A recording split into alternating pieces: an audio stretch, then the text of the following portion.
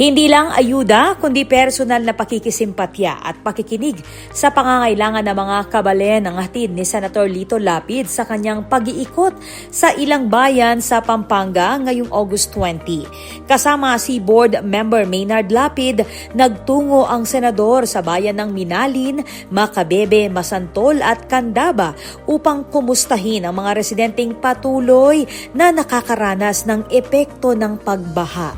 Tinatayang 6,000 pamilya ang nabigyan ng family food packs sa tulong ng mga lokal na opisyal at lingkod Lapid team.